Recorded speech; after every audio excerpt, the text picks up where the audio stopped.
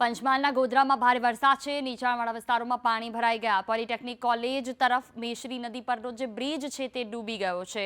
વાહન ચાલકો જોખમી રીતે આ બ્રિજ પસાર કરવા માટે મજબૂર બન્યા છે। ભારે વરસાદને કારણે ગોધરામાં નીચાણવાળા વિસ્તારોમાં પાણી ભરાઈ ગયા। મધ્યમાંથી પસાર થઈ રહેલ મેશ્રી નદીમાં ઘોડાપૂર આવ્યું છે। પોલિટેકનિક કોલેજ તરફ જવાના રસ્તા ઉપર આવેલ મેશ્રી નદી પરનો બ્રિજ જે ડૂબી ગયો।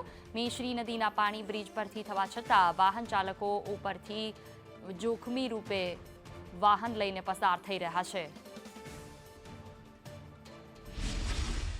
છેલ્લા 2 દિવસથી અવિરત વરસી રહેલા વરસાદે ગોધરામાં જાણે ધમાકેદાર બેટિંગ કરી હોય એવા દ્રશ્યો આપને બતાવવા જઈ રહ્યો છું। આ મેશ્રી નદીના દ્રશ્યો છે, તેનો ઓવરફ્લો થઈ મેશ્રી નદી અહીંયાથી ખૂબ બે કાંઠે વહી રહી છે। જાણે ઘોડાપૂર આવ્યા હોય એવી પરિસ્થિતિ મેશ્રી નદીમાં દેખાઈ રહી છે। આપ દ્રશ્યો જોઈને જ અંદાજો લગાવી શકો છો। પરંતુ ખાસ કહેવા જઈએ કે આ જે પોલિટેકનિક જવા માટેનો જે આ બ્રિજ છે, બ્રિજની ઉપર થઈને પાણી વહી રહ્યા છે। આપ દ્રશ્યોમાં જોઈ રહ્યો છો, છતાં પણ લોકો અહીંયા વહેતા પાણીની અંદરથી પસાર થઈ પોતાની સેલ્ફી તેમજ ફોટોગ્રાફી કરવા માટે આવી રહ્યા છે। વાહનો પણ અહીંયાથી પસાર કરવાની કોશિશ કરી રહ્યા છે।